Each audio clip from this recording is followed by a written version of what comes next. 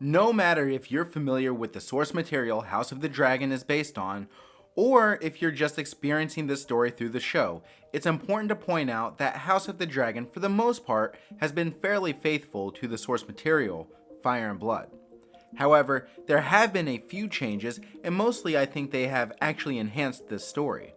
While I think that having Alicent age down to Rhaenyra's age is a great way to further the tension between the princess and the queen, having them grow up together as friends is not present in the book. It's a more neutral relationship until earlier moments before the Dance of the Dragons.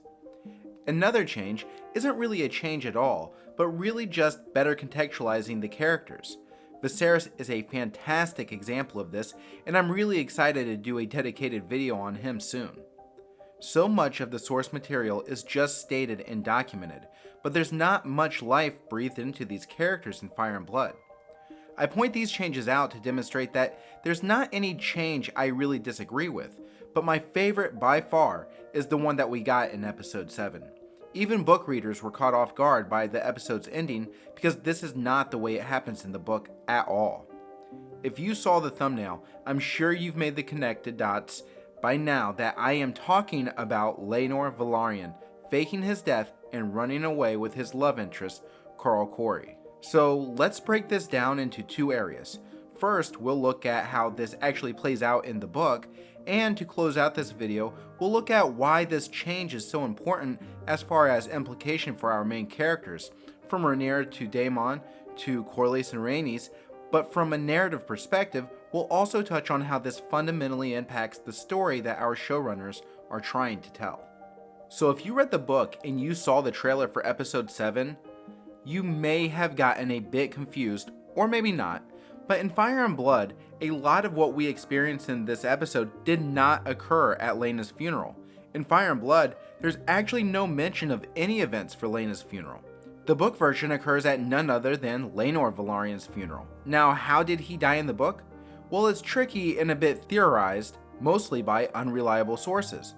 But Carl Corey is suspected of killing Laenor over a jealousy dispute that turned violent and ultimately resulted in the death of Laenor at the hands of Carl Corey. Mushroom, a character who has not been introduced in the House of the Dragon, theorized that Daemon paid Carl Corey to kill Laenor. So book fans probably saw this and thought that that theory actually turned out to be true, that Daemon had paid Carl Corey to kill Laenor. And then at the end of the episode, when Laenor with his hair all shaved off appears and jumps in the boat with Carl Corey, book fans were just as surprised as show-only audiences.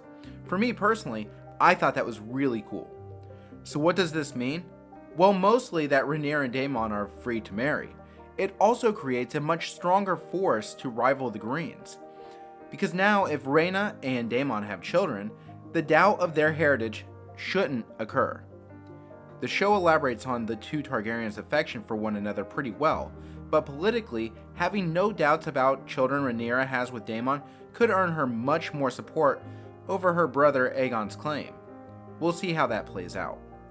Also, it's worth noting that Corlys and Rhaenys do not appear to know anything other than Laenor was killed. So, that could establish a very interesting dynamic moving forward, because it's difficult to imagine the Velaryons ever supporting the Greens, but if they have suspicion that Daemon is responsible for killing their son, which immediately allowed Daemon to marry Rhaenyra, that could be a rather uncomfortable situation.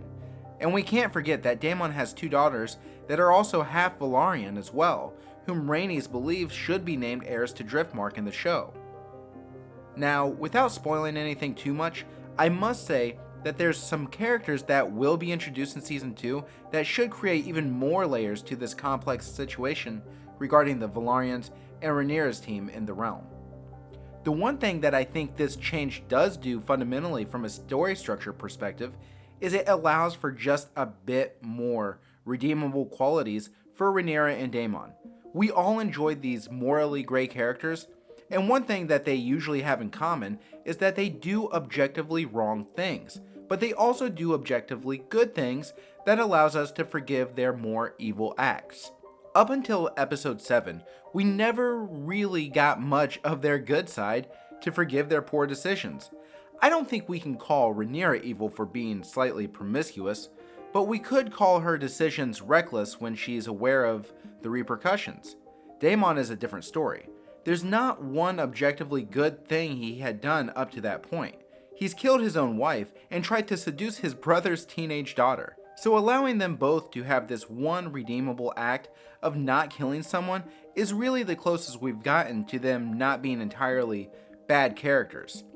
And I'm framing Rhaenyra as a bad character only within the context of Westeros, because she is battling a different dynamic than a lot of our good characters or bad characters in the scale in which we grade them as. Because the world is framed in a way that doesn't really treat women too fairly.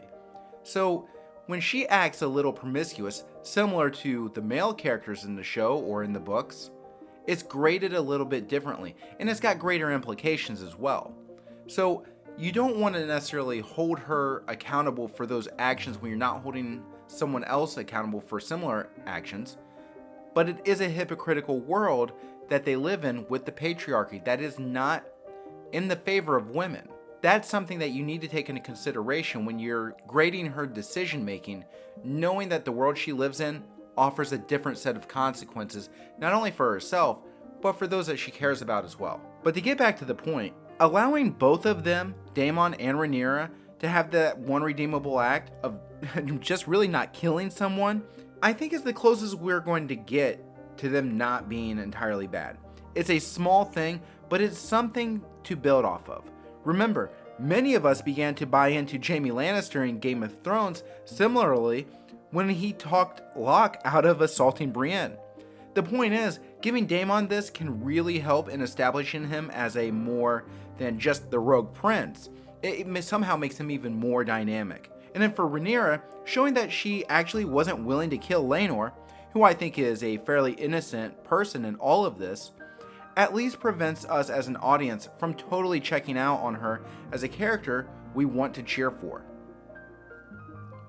Then of course, for Laenor, this allows him to have a happy exit from the series as a truly good character, and hopefully be able to live happily ever after. It also leaves the door open to allow him to come back in the future, which could be interesting. That obviously isn't what happens in the book, but I am of the opinion that Fire and Blood kind of demands to be changed in the show because there's such little context within the actual text in that book that anyone who's claimed that they're too emotionally attached to the source material to accept these changes kind of makes me wonder if we read the same book. Of course, everyone is entitled to their opinion, and I'd actually like to hear yours in the comment section on your favorite changes so far. I want to thank you all for watching. Leave the video a like if you enjoyed it, and subscribe for more.